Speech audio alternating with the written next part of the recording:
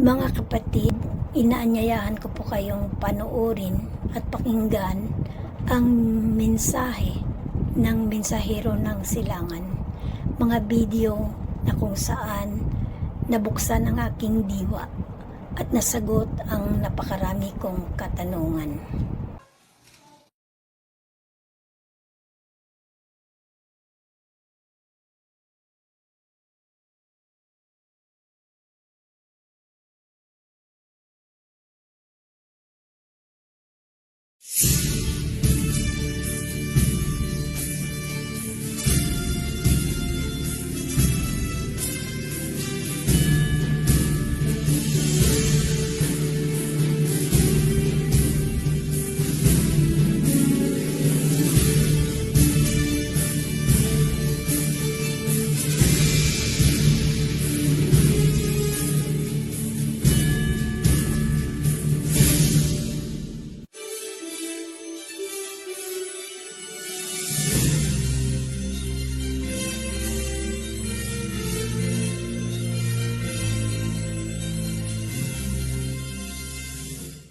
Masayang bati mga Ophirians!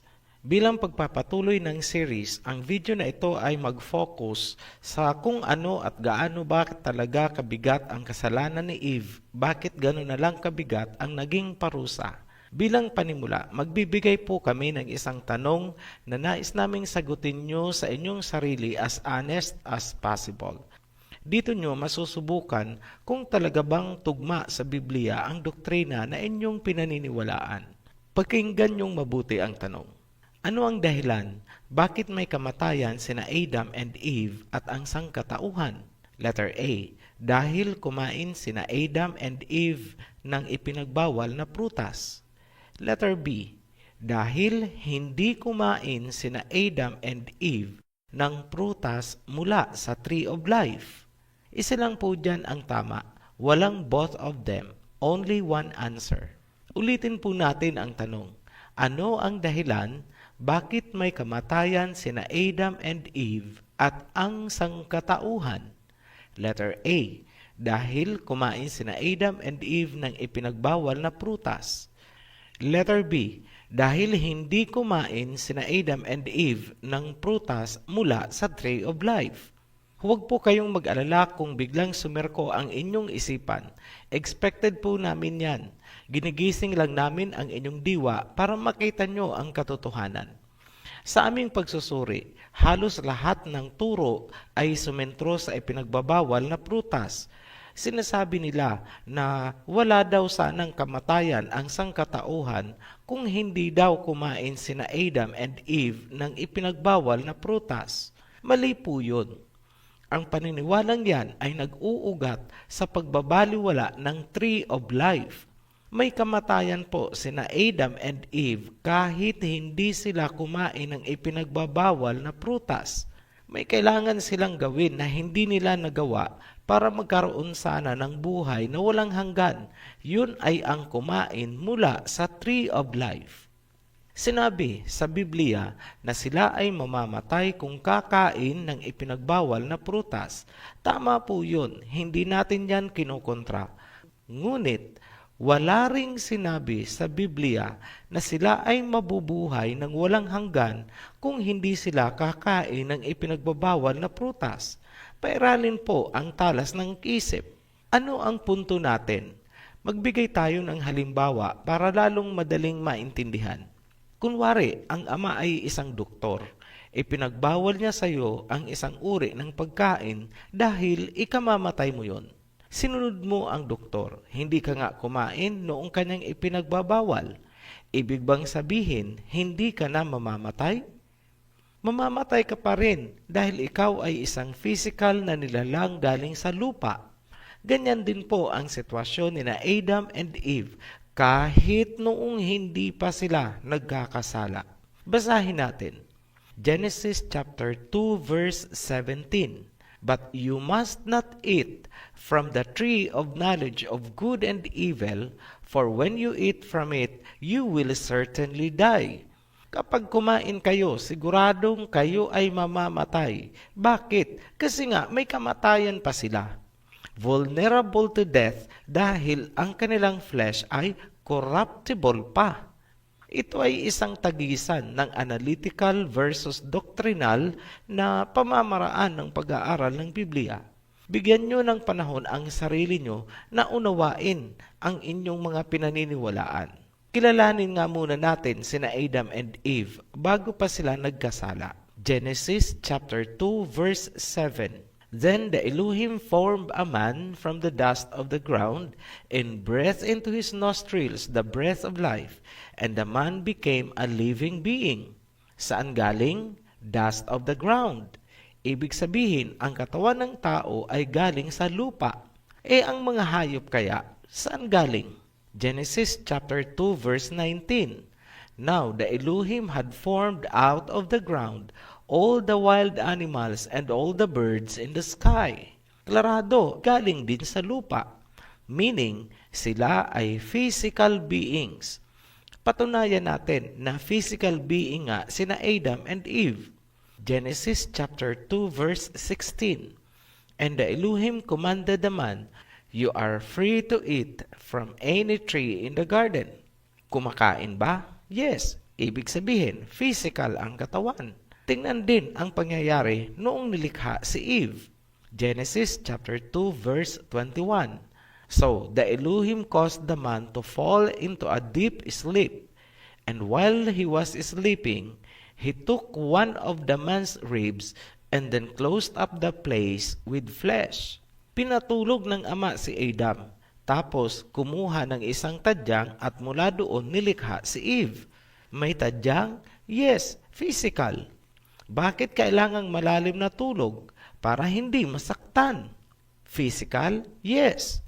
Huwag na pong pagtalunan kung ang tadyang ba talaga ang kinuha o kung anumang bahagi, basta ang importante may kinuha. Noong ibinigay na kay Adam ang babae, ano ang sabi ni Adam? Genesis chapter 2 verse 23. The man said, "This is now bone of my bones and flesh of my flesh. She shall be called woman, for she was taken out of man." Ayan, may buto at laman. Pinatunayan din ng verse na ito na iisang genetic line si Adam and Eve. Natutuwa si Adam dahil ang ibinigay sa kanya ay galing mismo sa sarili niyang katawan. Ibig sabihin, hindi hybrid. Maliwanag. Physical flesh, kaya may kamatayan. Walang contradiction. Para sa mga mahilig maghugot-hugot, tapal dito, tapal doon ng mga verses, alam namin, gagamitin nyo ang Romans chapter 6 verse 23. For the wages of sin is death. Hindi pa po yan applicable sa panahong ito ni na Adam dahil hindi pa sila nagkakasala. Huwag rarambulin ang timeline. May kailangan tayong himayin sa susunod na talata. Pakinggan pong mabuti. Genesis chapter 2 verse 16. And the Elohim commanded the man, "You are free to eat from any tree in the garden, but you must not eat from the tree of knowledge of the good and evil, for when you eat from it, you will certainly die." Pwede silang kumain kahit anong bunga mula sa kahit anong kahoy sa garden. Tanong, nasa garden din ba ang tree of life? Yes. Pwede ba silang kumain ng bunga mula sa tree of life? Yes. Kasi ang sabi ay kahit ano pwede, huwag lang ang galing sa tree of knowledge. Ang puntong ito ang dinadaan-daanan lang, ngunit hindi pinapansin. Ngayon, bakit sinabi ng ama na mamamatay sila kapag kumain mula sa tree of knowledge? Dahil alam ng ama na may kamatayan pa sina Adam dahil nga sa sila ay physical body. Pangalawa, hindi pa nakakakain mula sa tree of life. Yan ang rason bakit sinabihan silang mamamatay kayo kapag kumain ng ipinagbabawal na prutas. Klarado po, kung babasahin nyo ang context ng Genesis chapter 2 verse 9, inilarawan na ang tree of life at ang tree of knowledge ay parehong inilagay sa gitna ng Garden of Eden. Genesis chapter 2, verse 9. The Elohim made all kinds of trees grow out of the ground, trees that were pleasing to the eye and good for food. In the middle of the garden were the tree of life and the tree of knowledge of good and evil. Pansining mabuti na oras-oras ay nakikita ni na Adam ang dalawang kahoy dahil nasa gitna ito ng garden. Ibig sabihin, lagi silang nahaharap sa dalawang pagpipilian. Life or death. Buhay na walang hanggan or kamatayan. Tree of life or tree of knowledge. May choice na pagpipilian. Binaliwala ni na Adam and Eve ang tree of life bagkus ginusto nila ang tree of knowledge. Sinuway din nila ang utos at warning ng Ama na sila ay mamamatay. Anong klaseng attitude pala ang pinairal nila? Parang ganito lang po. Titikman namin ang sarap ng ipinagbabawal. Patay kung patay. Ano ang tawag sa ganyang pag-iisip? Pleasure and liberal thinking. Gustong tikman ang sarap, sukdulang ikamatay. Klarado po tayo dyan. Ano ang nangyari matapos silang kumain? Genesis chapter 3 verse 22. And the Elohim said, the man has now become like one of us, knowing good and evil. He must not be allowed to reach out his hand and take also from the tree of life and eat and live forever. Sinabi na ang tao ay naging parang Elohim. Alam na ang mabuti at masama. Hindi sila dapat payagang makakain mula sa tree of life upang hindi magkaroon ng buhay na walang hanggan. Maliwanag na ang pinanggagalingan ng buhay na walang hanggan ay ang tree of life. May kasalanan o wala, magkakaroon ng buhay na walang hanggan kung makakakain sila mula sa tree of life. Sa makatuwid, ang hindi nila pagkain mula sa tree of life ang totoong dahilan kaya sila ay may kamatayan. Sablay ang doktrinang nagsasabi na kaya may kamatayan dahil kumain ng ipinagbawal na prutas. Ang totoo pala ay kaya may kamatayan kasi hindi kumain mula sa tree of life. Paano pala kung kumain sila sa tree of life bago ang pagkakasala? Sagot, magkakaroon sila ng buhay na walang hanggan. Paano naman kung una silang nakakain mula sa tree of life at pagkatapos kumain din sila sa tree of knowledge na ipinagbabawal? Sagot, magkakaroon sila ng buhay na walang hanggan at malamang hindi na sila natuksong kumain mula sa tree of knowledge. Ngayon, paano naman kung matapos silang kumain ng ipinagbawal na prutas, nakakain pa rin sila mula sa tree of life? Sagot, pwedeng eternal doom ang mangyari sa kanila. Bakit? Mabubuhay sila ng walang hanggan, ngunit hindi sa piling ng Ama dahil may pagsuway silang ginawa. At kung wala sila sa piling ng Ama, saan sila pupunta? Sa piling ni Lucifer. Yan ang nakikita naming rason kaya hindi sila pinayagang makakain matapos silang magkasala. No hope of salvation dahil wala nang dadaanan ang Mesaya para maging human flesh. Yan ang wisdom bakit pinagwardyahan agad ang tree of life. Gaano kabigat ang kasalanang nangyari sa garden? Bakit napuruhan si Eve at sumentro sa kanyang reproductive system ang parusa sa kanya, samantalang si Adam ay hard labor lamang? Para maintindihan, unahin natin ang serpent. Madalas natin marinig na ang serpent daw ay si Satanas or si Lucifer. Partly true, partly false. Depende sa panahon or context sa timeline ng mga pangyayari. Tutol kami kung sasabihin na ang serpent ay si Lucifer sa panahong hindi pa nangyayari ang pagtukso kina Adam and Eve. Sang-ayon naman kami na ang serpent ay si Lucifer habang nangyayari ang pagtukso. Noong matapos ang pagtukso at habang binibigkas ang sumpa, ang serpent ay hindi na si Lucifer. Kailangang pansinin mula sa Biblia na hindi si Lucifer ang tinamaan ng sumpa, kundi mismong ang serpent. Ipapaliwanag namin ng hiwalay bakit tinawag si Lucifer na Old Serpent. Hindi po permanenteng identity ni Lucifer ang pagiging serpent. Ngayon, ano ba ang serpent bago siya isinumpa at paano niyang nalinlang sina Adam and Eve? Karaniwan nating nakikita ang mga depiction na si Eve ay tinutokso ng isang ahas na nakapulupot sa sanga ng Tree of Knowledge. Tila malabo po na ang serpent ay nakapulupot sa sanga ng kahoy. Ang serpent ay nagsimulang gumapang sa kanyang belly dahil sa sumpa. Ibig sabihin, hindi siya gumagapang noong hindi pa isinumpa.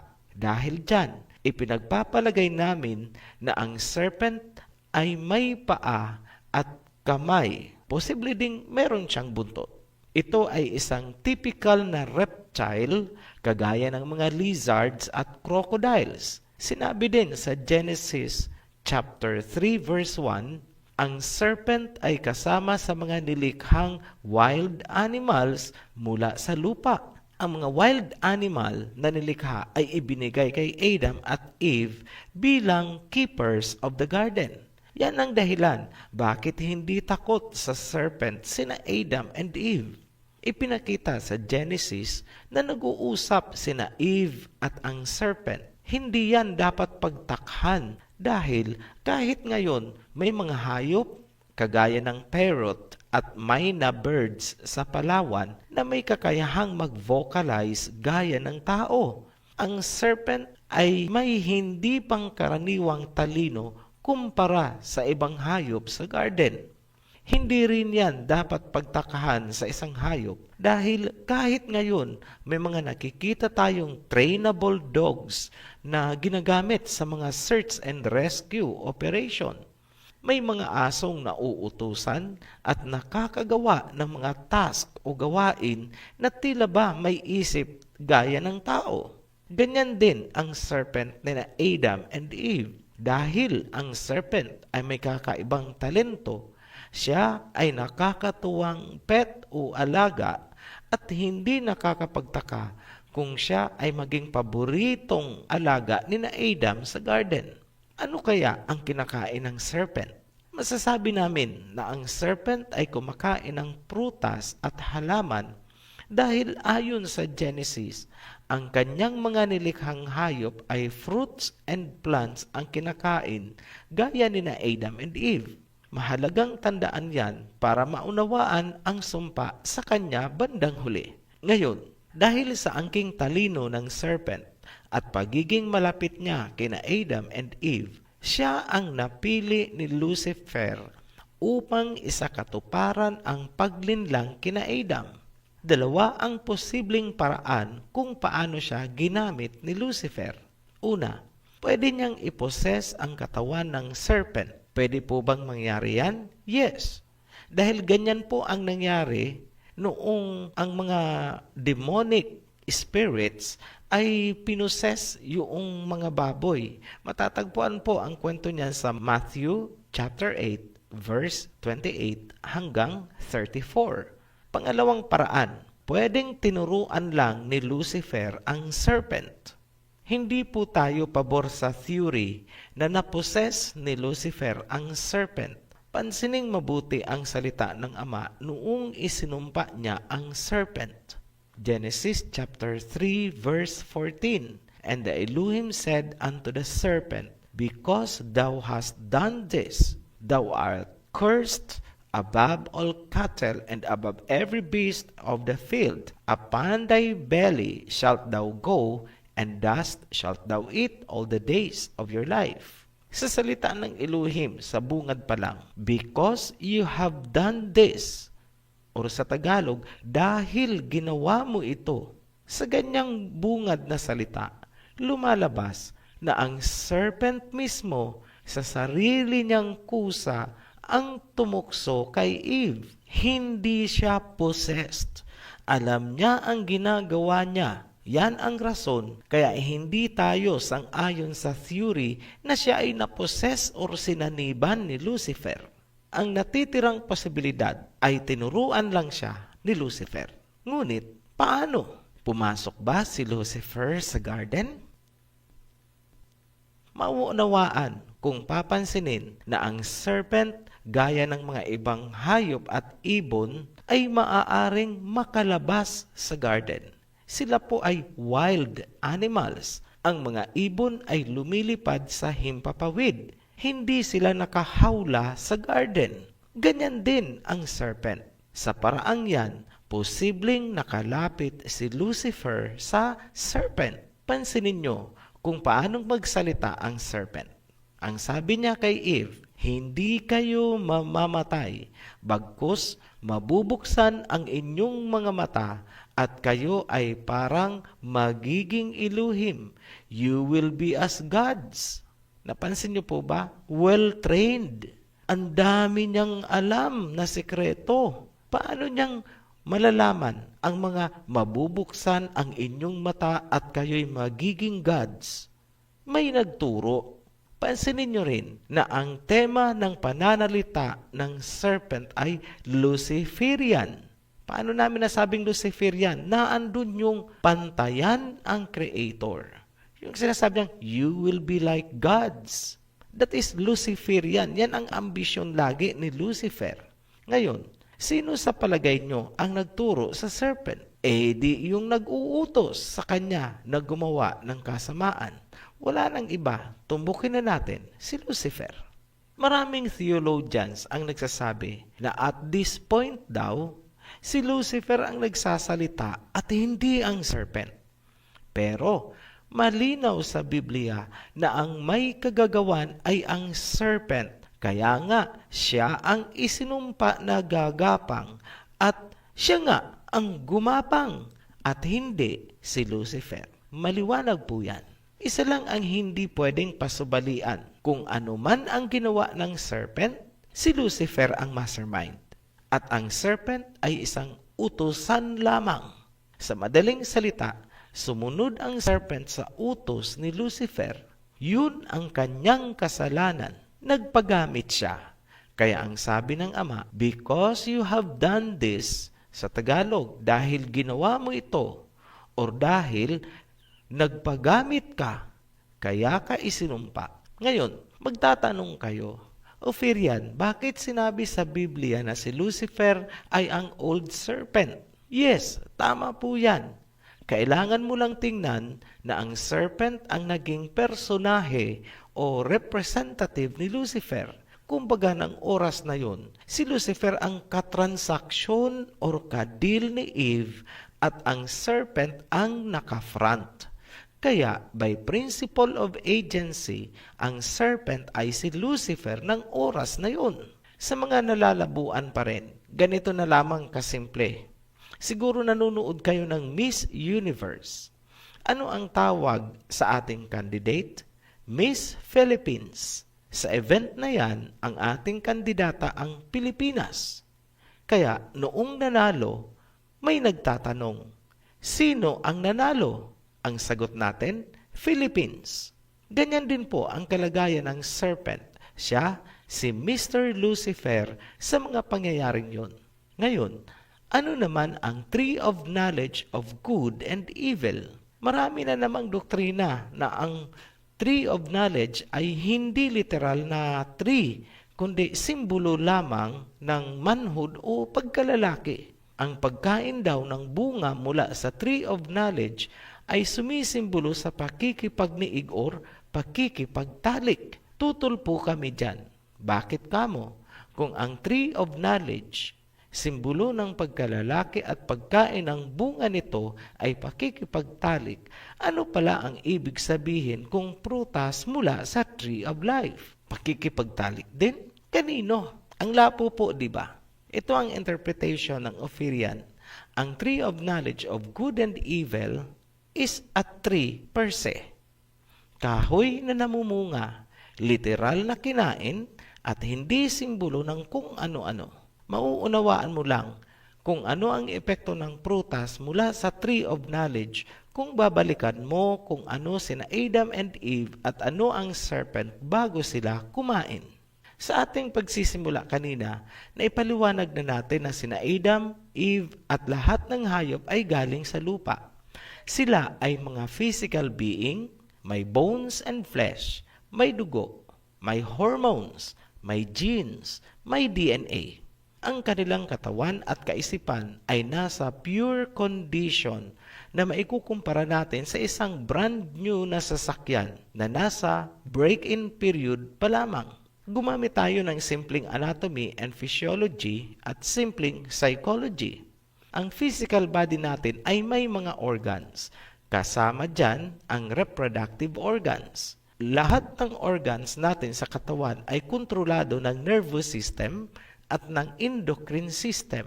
Ang main organ ng nervous system ay ang brain or utak na naaapektuhan din ng hormones galing sa mga glands ng katawan. Kapag pinag-usapan natin ang utak ng tao o brain, papasok ang awareness, consciousness or diwa. Isang mahalagang function or trabaho ng brain ay kontrolin ang mga organs, ang ating kilos at gawa o behavior. Katulong ng utak ang mga hormones. Ito ay mga likido na may epekto sa mga organs. Ngayon, may mga hormones na malaki ang epekto sa ating utak, pag-iisip at lalong-lalo na sa reproductive organs, magbabae man o maglalaki. Ang mga sensation na nararamdaman ukol sa pagniniig ay nagmumula sa pinagsamang aksyon ng brain at ng mga hormones. Ngayon, kumusta kaya ang katawan at pag-iisip ni Adam matapos silang likhain? Ito ang sinabi ng Biblia. Genesis chapter 2 verse 25. And they were both naked, the man and his wife, and were not ashamed. Mula sa psychological na pananaw, ang diwa at kaisipan ni Adam ay wala pang program na naikarga. Clean slate. Wala pa silang malisya. Naka-switch off ang kanilang hormones na may kinalaman sa pagtatalik. Kaya nga, kahit hubad sila, hindi nila alam. Yan ang ibig sabihin ng both naked, parehong hubad, and were not ashamed. Para silang magbata kung pag-uusapan natin ang sexual na aspeto. Tingnan nyo sa practical na pananaw. Hindi ba may mga bata na naaabuso dahil nalinlang sila ng candy or pagkain? Ganyan na ganyan ang kalagayan ni Adam and Eve noon. Bago natin ipagpatuloy, tandaan lagi na ang salitang naked, nakedness sa Biblia ay tumutukoy sa sexual activity. Kaya kapag sinabing he saw the nakedness o kaya uncovered the nakedness o kaya knew his wife, yan ay mga katagang ginagamit na ang ibig sabihin ay pagsisiping o pagtatalik. Marahil, nagtataka kayo, bakit sinabi nating naka-switch off ang kanilang diwa o consciousness at ang mga hormones na may kinalaman sa pagtatalik? Kung napanood ninyo ang mga nakaraang video, mas lalo nyong mauunawaan na sa panahong sila ay nasa garden, ay hinihintay pang matapos ang extinction ng lahi mula sa first couple. Yan ang reason kaya hindi pa muna sila pwedeng magparami kasi hahalo ang kanilang lahi doon sa unang lahi. Noong kumain sina Adam and Eve ng ipinagbabawal na bunga, nagising ang kanilang diwa. Nakaramdam sila ng sensasyong nauukol sa pagniniig.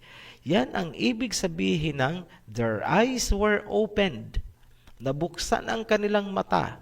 Nagising ang malisya sa kanilang katawan. Kaya, narealize nila na sila pala ay hubad. Mula sa pangyayari, malalaman natin kung ano pala ang epekto ng bunga mula sa Tree of Knowledge. Masasabi natin sa modernong pananalita na ang prutas ay may taglay na psychoactive at aphrodisiac effect. Mai-imagine mo sina Adam na parang nakainom ng isang uri ng bawal na gamot, yung ginagamit sa mga party. Alam niyo na po ang ibig namin sabihin, ayaw naming pangalanan. Ang mga aphrodisiac naman ay mga substance para ganahan sa pagtatalik. Yan ang naramdaman ni na Adam and Eve matapos silang kumain ng prutas mula sa Tree of Knowledge. Pero may malaking problema. Hindi lang sila ang maglalaro. Kasali ang serpent. Paano natin nasabi na kasali ang serpent? Makikita lamang ang tamang kahulugan kung gagamitin ang original King James Version Bible. Kitang-kita mo na hindi audience ang serpent, kundi active player. Genesis chapter 3 verse 13. And the Elohim said unto the woman, What is this that thou hast done? And the woman said, The serpent beguiled me, and I did eat. Beguiled ang ginamit na salita. Sa mga audience na Tagalog o sa mga viewers natin na Tagalog ang Bibliyang ginagamit, malamang hindi nyo ma-appreciate ang kahulugan dahil sa translation. Ang salitang beguiled ay katumbas ng salitang seduce o sa Tagalog, inakit. Ang salitang seduce naman ay ginamit din sa Revelation chapter 2 verse 20. Notwithstanding, I have a few things against thee, because thou sufferest that woman Jezebel, which called herself a prophetess, to teach and to seduce my servants to commit fornication and to eat things sacrificed unto idols. Malinaw na ang salitang beguile or seduce ay nauugnay sa sexual immorality at fornication. May kailangan pa tayong himayin. Paano nasabi ng serpent na hindi kayo mamamatay bagkus mabubuksan ang inyong kamalayan? Malaki ang posibilidad na naunang kumain ang serpent para maniwala si Eve na hindi nga nakakamatay ang bunga. Sa panahong yan, umiepekto na ang prutas sa serpent. Nakakaramdam na siya ng kakaibang sensasyon. Nang aakit na ang serpent, siniseduce na niya si Eve. Sa pananaw naman ni Eve, kaakit-akit na sa kanyang paningin ang serpent. Yan ang epekto ng prutas. Ngayon, nasaan si Adam habang nangyayari ito? Andun siya, nanunood. Kaya nga, inalok siya ni Eve kasi andun siya. Kumain din si Adam ng prutas. Nabuksan din ang kanyang diwa sa kamunduhan at sumali na siya kina Eve at sa serpent. Fornication ang sumunod na eksena. Doble-doble ang kasalanang ginawa ni Eve. Pansining mabuti ang sumpa sa kanya. Pain of childbirth. Hirap, sakit sa panganganak. Genesis chapter 3 verse 16. Unto the woman he said, I will greatly multiply thy sorrow in thy conception. In sorrow thou shalt bring forth children. Bakit sakit o hirap sa panganganak ang sumpa? Unang-una, dahil ang bahaging yun ang hindi iningatan ni Eve. Kung hindi makakaranas ng hirap at sakit ang bahagi na yun, uulit-ulitin niya ang kanyang ginawa. Ang pangalawa at pinakamahalagang rason, dahil nagkaroon ng bunga ang kasalanang nangyari. Genesis chapter 3 verse 15, And I will put enmity between thee and the woman, and between thy seed and her seed, and it shall bruise thy head, and thou shalt bruise his heel. Sinabi sa sumpa na nagkaroon ng dalawang klaseng seed or genetic line, seed of the serpent at seed of the woman. Maraming katanungan ang nabuksan ngayong alam na natin ang nangyari sa Garden of Eden. Sino ang seed of the serpent? Ano ang kinalaman ng seed of the serpent sa mga pinagdaanan at pagdaraanan ng mga Hebrew-Israelites hanggang sa huling panahon?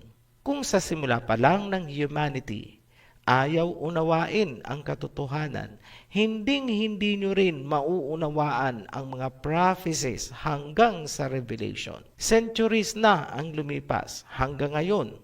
Hugot dito, tapal doon pa rin ang ginagawa ng mga preachers. Bakit? Hindi nila ma-reconcile ang mga pangyayari. Ito po ang tahasan naming sinasabi. Hindi po kayo pwedeng magsimula sa gitna ng Biblia. You need to start sa page 1. Puputulin po namin ang video na ito sa katanungang, sino ang seed of the serpent? Abangan nyo po ang pagtatalakay natin dyan sa susunod na video. Muli po kaming nagpapasalamat sa mga patuloy na sumusubaybay sa ating serye. Hanggang sa muli, be blessed, Ophirians. Maraming salamat po sa inyong panonood at pakikinig ng mensahe. At kung kayo po ay may mga katanungan, pakiclick po ang link sa ibaba at paki-like and share na rin po. Maraming salamat.